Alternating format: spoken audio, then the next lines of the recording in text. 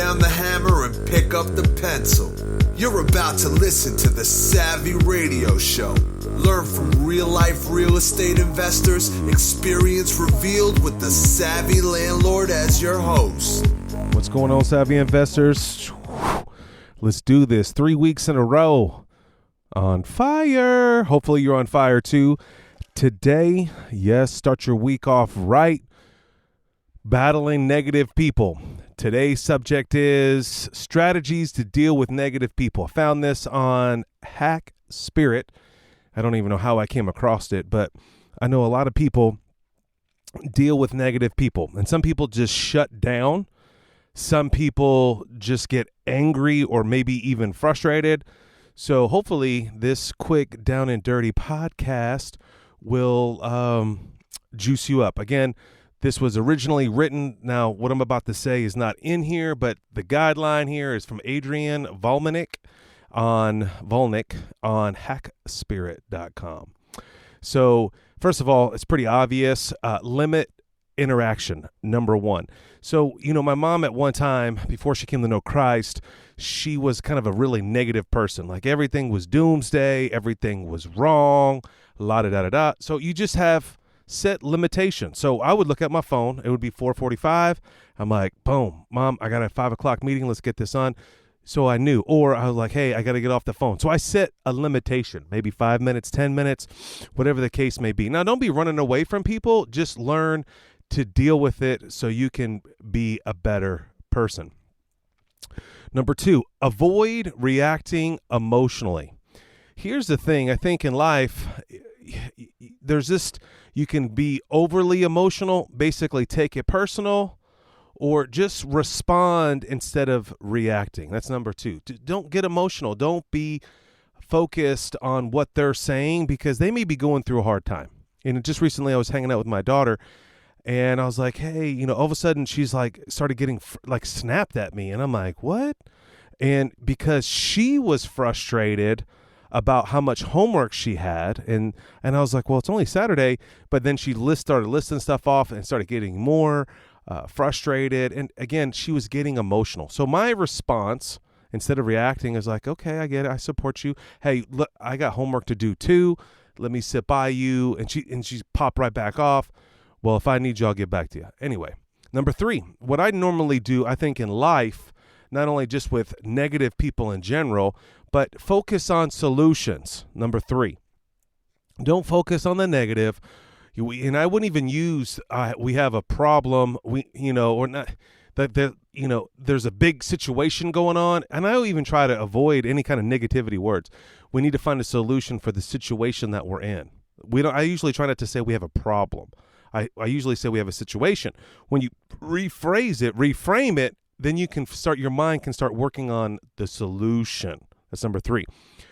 Number four, this is Adrian here. Offer an unexpected compliment. Boom. Basically what's happening here is when the negative person comes up to you, look for the positive and give them a compliment. Give them something that they can chew on. Maybe that will flip them, turn them, and, get out of this spirit or this moment of negativity. You can disarm them and maybe they'll change. There's a story my wife read, how to influence people. What is that called? I can't remember. Dale Carnegie. Anyway, she had a really bad boss at one time. And one day she just changed on her and stopped looking at the negativity of this is a bad situation or I can't get out of it. It's a coworker. Basically, this is our boss. And then she found a solution and provided coffee one day, Starbucks, which works. And the relationship was changed ever since then. And during that process, when you're maybe giving someone a gift or something, offer an unexpected compliment. Number five, always set boundaries. I'm telling you, you need to set boundaries with your children. You need to set boundaries even with your relationships, partnerships, level of work. Like I was working with this awesome two dudes, and I'm like, look, there's this thing called non-negotiables. I don't do these certain things. And I have a friend I have a potential investor looking at some of the assets that I have for sale. And, he's flying in at 6 o'clock on Saturday. That's a non-negotiable. in my mind. I mean, yes, my flesh wants to sell this asset, and I need to get this acquisition completed, but I'm available on Sunday at 1 because he's leaving at Sunday at 6. He's just flying in, checking out these assets and bouncing out. But I always set some level of boundaries, and you should do the same. If anyone is coming to you in negative, always, number 6, stay calm. Keep composure. It defines you as an individual. If you get amped up, like I was worried about my daughter, I mean, she's getting amped up on some homework and it's only Saturday morning. Wow, you have a whole weekend to get that done. But in her mind, she just started building it up, started amping it up. So, but me personally, and you with that other negative person, you need to stay calm, cool, and collective. Number 7, with this negative person, choose your battles. Not every negative comment, situation, or post on social media is something that you want to dive into or address. You just have to learn, and especially if you want to be a CEO, shit happens, let it go. Choose your battles. Certain times you have to lay down and let them win. That's what I love pickleball right now. I mean, there's sometimes people get amped up. It's a game. And, the interesting thing about pickleball is like there's so many endorphins are flying, and it's a wonderful, it covers all boundaries, colors, race, age, women, men, whatever you are, size, overweight, underweight. I mean, it's a small court. It's fun. But there's some people that take it to the next level, right? They just, they go off. And, I don't want to fall into their temptation. I don't want to fall into their drama. Number 8, practice mindfulness. Be aware of, let's just say this boss you have or this relationship you're in, it's going to be negative. Just be prepared that you may, hey, I got to cut this short. Usually if I'm getting on a phone call with someone that I know it's not going to go in the right direction, hey, I got a 2:00 appointment coming up. And right there, I'm mindful of the situation, what's going on. And I just stay in my emotional state at that moment. Now, here's a technique number 9. It's like Adrian says here. He says, practice reverse psychology. Why not? Also try the old school, going back on them. So in a negative situation, what I would recommend is, if they're trying to egg you on or try to pull you in, change the whole thing with a question. Reverse it on them. So what would really happen? Maybe you're right. Let them win. And, you just never know. You want to snap them out of that state. Number 10, in my life, and I recommend this, and if you follow me and if you listen to any other podcast that I have, man, you've got to surround yourself with positivity. And if you live in a negative environment, maybe your spouse is negative or you have some frustration in your own world, what I recommend is, man, do the 30 minutes of motivation every morning. I do when I'm driving. I tune into a Zig Ziglar audiobook. You can do the same. May it be a Brian Tracy, and you can never, ever go wrong if you're rocking some Jim Rohn. And if you are at the high state, with positivity, it just oozes out of you. Okay? And then it's just better. What I said earlier about deflecting, redirect a conversation. Like, stay focused on the point. I tend to do this in my own world, which I'm a full responsible for this. One thing leads to another thing. My poor homeboy, I know he's got so much patience to work with me.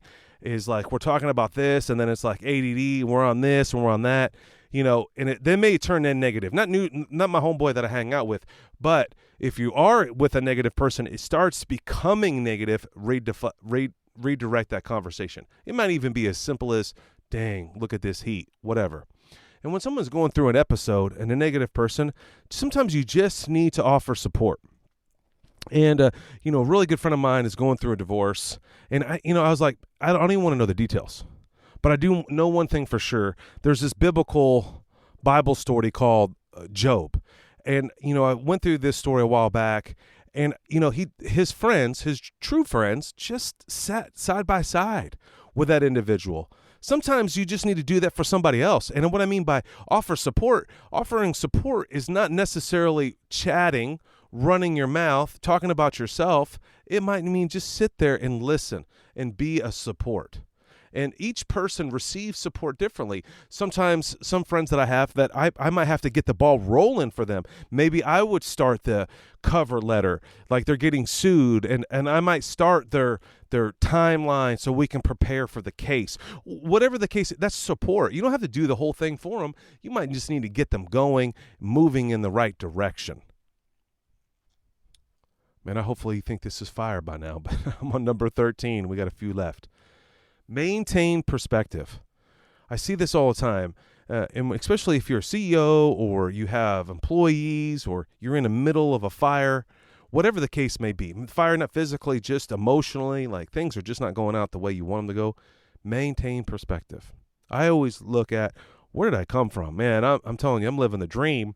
Yeah, it was hard work. Yeah, I've been through some circumstances, but I maintain perspective. Again, it's another biblical perspective again. Hey, this too shall pass.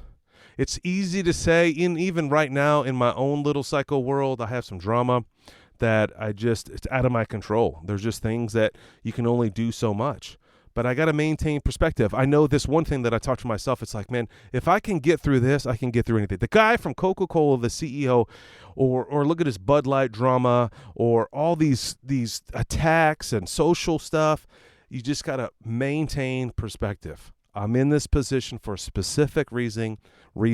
This is going to grow me. This is going to bring me to the next level. And our final practical point here to deal with negative people is listen empathetically. And I realize that there's some people out there in this world, it's possible that some people are not empathetic. And I think it's a muscle that we all have. And some of it's bigger. Some people have a lot more compassion. But you can really just be empathetic with somebody. Just show genuine interest in their concerns. End it with open-ended questions. And it's just a powerful strategy to deal with negative people. It's just, you don't have to agree. You don't have to give advice. I can always tell someone's personality that they jump in and you got to do this, you got to do that. And and it's pretty much a high D or a high I, an individual that is outgoing and wants to solve everything. But sometimes you just need to be quiet and just listen and just show concern. Like, I hear you. That's not cool. I'm behind you. Show concern and care. Anyway, so did you know that the Savvy radio show is not always about business and making money and real estate, which all those things are off the charts. But sometimes we got to grow in our enterprise and our position, and we're going to come across negative people. And even if you're raising money, you might come across someone that wasn't or didn't seem negative one time.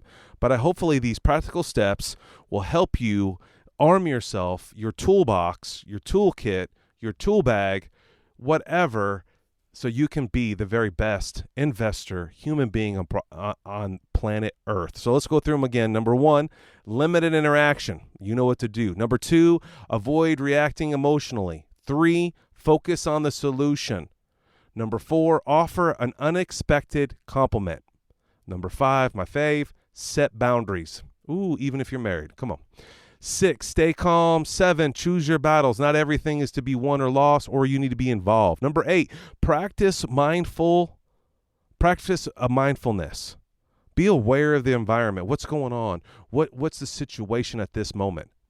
9, practice reverse psychology. Woo, that's another day. Surround yourself with positivity. Get that audiobook in you. Get that what is that called? Personal development. Brian Tracy, Zig Ziglar. You got me? Redirect the conversations. Offer support. Maintain perspective. 13. And again, number 14, empathetically. Listen, empathetically.